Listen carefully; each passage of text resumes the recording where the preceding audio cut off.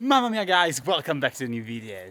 I am Riccardo, aka the Mad Hatter. Today we are back in the mountainside, and as you can see, this is not the best location, but it's because we are getting to the wood to get to the mountaintop. And since I had nothing better to do today, I thought, why not vlogging and talking about the new Sony Alpha A1. Okay, new camera from Sony, super interesting specs. I can't wait to see how it goes in the real world. But what I want to do today is not a review or whatever about text and specs. Everyone has done one of those. It's not what I'm interested in. What I want to do is talk about what it brings to the table for us video makers and photographers, and how this can, change the market in some ways.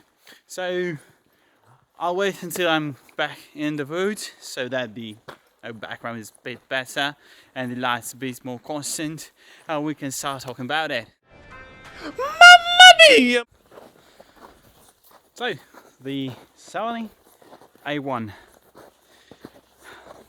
Claims from Sony are for 50.1 megapixels, which should translate into an 8K sensor, thus 8K 30 FPS, which is also the maximum burst for the still shooting. So 30 FPS with the digital shutter, and I think 10 or 11 with the mechanical one. So yeah, we still have the mechanical and digital shutter, but again, I don't want to talk about the specs too much. What I want to talk today is why this is interesting, and I would like to start talking about the A7S3. For with that camera, it came out basically right after the Canon R5, which stated 8K whatever, and so they said, you know what, we're not ready yet for 8K. There's no need to go for 8K, so let's stick with the 4K, but let's make it the best 4K ever. And that's what I did, possibly in a mirrorless camera. Okay, so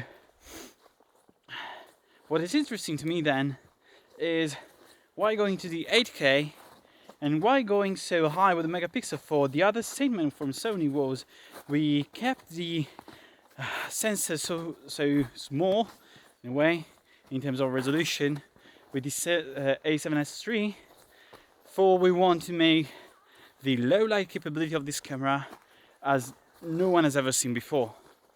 So two things I'm interested in saying about the A1 is how it performs in terms of 8K with overheating. Sony states 30 minutes before it overheats, and my god, it's incredibly hot, sorry. Mamma mia. So again, as I said, how it overheats and how it performs in low light. That's what is concerning me most for this camera. On the other hand though, Sony has proven to be quite sincere with the claims in the past, okay? They are not overshooting that much. And if those statements are true, this camera could be a banger. Sorry, not a banger. It could be dynamite for the market. For it's coming at a retail of under 7,000 pounds. Sorry, 7,000 bucks. So yeah, it should be an incredible buck for the bank in terms of what it can do. But the other concern I have is whom this camera might interest. Okay, and that's what we're gonna talk next. Well, you'll never believe who we found today, but we have here a superstar of the village, who is Mr. Woodface. Hi, Mr. Woodface. You're live on YouTube. Say hi. He's a bit grumpy, I have to say, but yeah, he's funny as hell.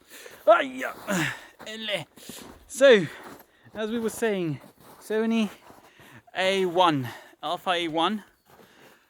Where were we? So you're seeing this as a monologue, but actually it's been at least half an hour since the last clip, so it's difficult to keep track of what I'm saying actually. But yeah, so the name A1. The name A1 by itself says this camera is going to be a beast. You think about a wolf whose name is Alpha 1, then it's not just the alpha wolf in the pack. It's that one alpha that looks at a male and the male is away, and looks at a female and the female is pregnant. Right away, he's staying on his couch, watching TV, you know, and he's Alpha 1. So, with that out of the way, we should start talking about who this camera is meant for. Definitely the 50 megapixel 30 fps is something that a sport photographer would love. And this is more true if we look at what Sony has shown us about the rolling shutter, okay? At least in still images, rolling shutter seems inexistent. And that is something that, as a filmmaker, interests me a lot for if this is true as well for the video, then we have the best possible mirrorless ever created. Even better, you know, than the A7S III, which is a beast but still has a bit of rolling shutter, you know, and whatever. So definitely an interesting camera, but again, I want to see how this behaves in real world. Okay, I'm concerned that in low light we'll have some difficulties for that such a dense sensor, as well as, you know, that this 8K, which is definitely interesting for, I can shoot in 8K, you know, and crop to 2% of zoom and still has a 4K, perfectly usable 4K. But then, is it gonna overheat? How much space is it gonna take on my SSDs? And, you know, we can use not only SSDs but also CFast on that camera. It has a slot for the CFast, I think, A, which are the smallest versions. But yeah, definitely interested in seeing how this will behave in the long run.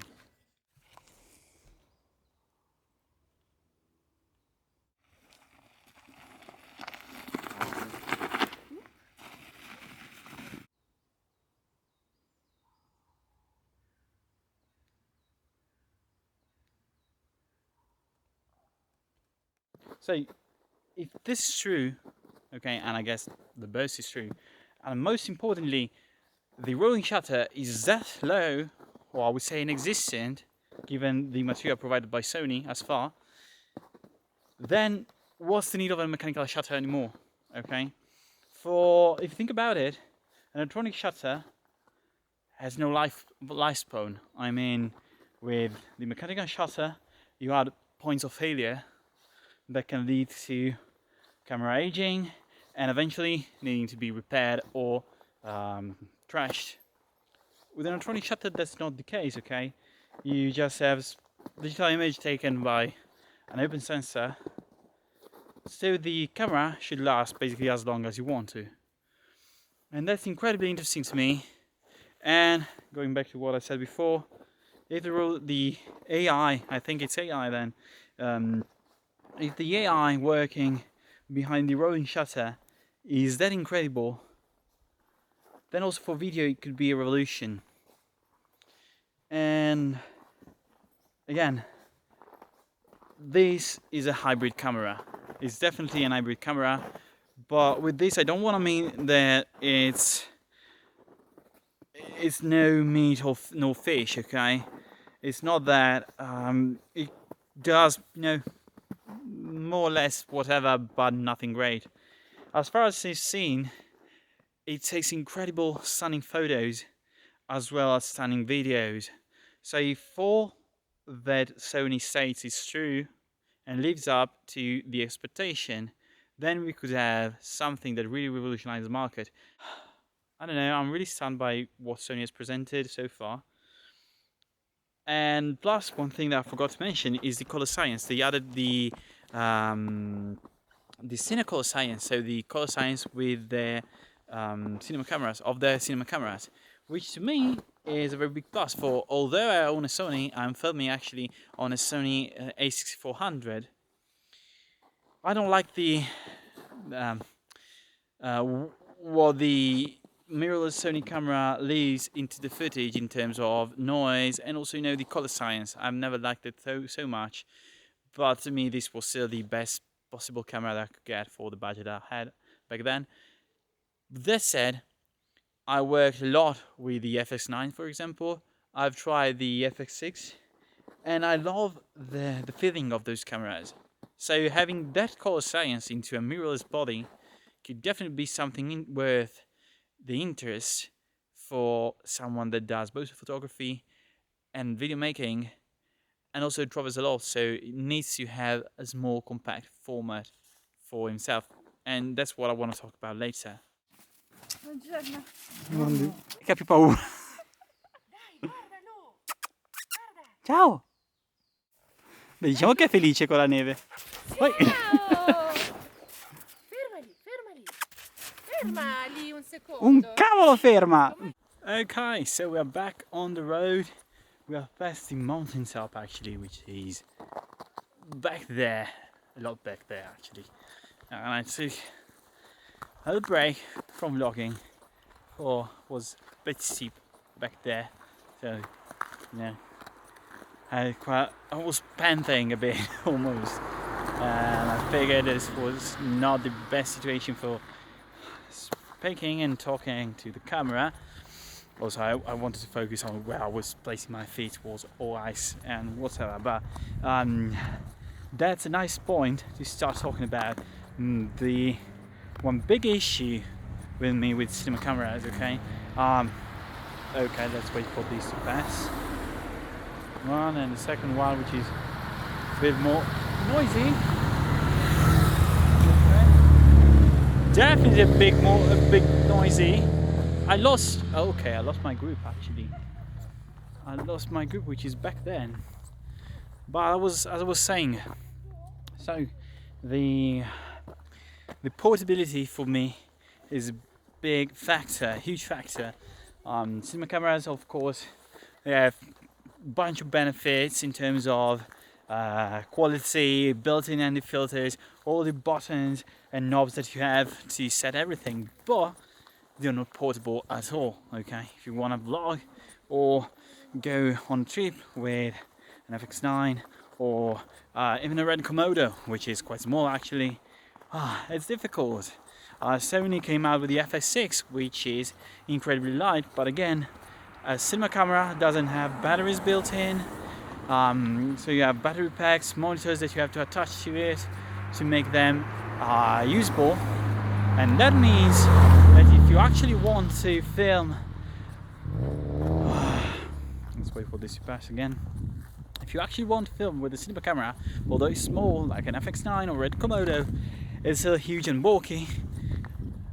On the other hand, a mirrorless camera with all the downsides, as you know, the internal recording, which is not the best, overheating if you're recording with a high specs, etc.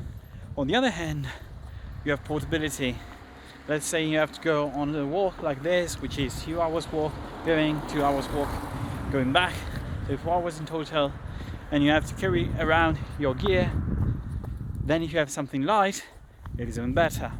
With the mirrorless camera, I can possibly take with me even, you know, a stabilizer and still having not so much weight to carry around. So the other one on this matter is definitely better.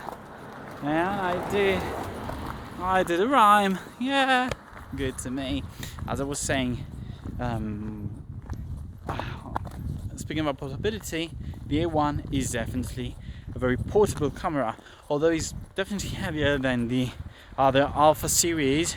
I mean, it should be a bit less than a kilo,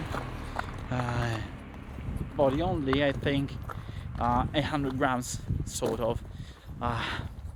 Yeah, so definitely portable. With a lens, with a big lens, you might get to, you know, 1.5 kilos, which is definitely manageable even with a fly cam. Okay, what a nice flare, I like this. Super cinematic, and it will be all blown out by cinematic nonetheless. As I was saying, car is coming. I have to switch to descend. otherwise they'll chop off my arm. As I was saying, so to me, definitely an interesting camera. I can't wait to see how it behaves in the real world. But that said, let's do another cut and let's talk again once we hit the mark at the end of this road, which is a nice plain with wild horses and whatever. So later.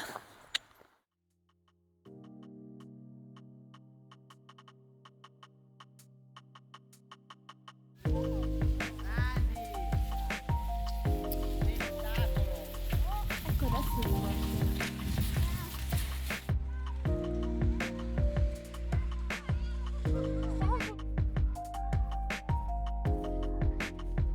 Mezz'ora. Ma mezz'ora non fai neanche un giro. Io dico che in mezz'ora sei morto, non dico.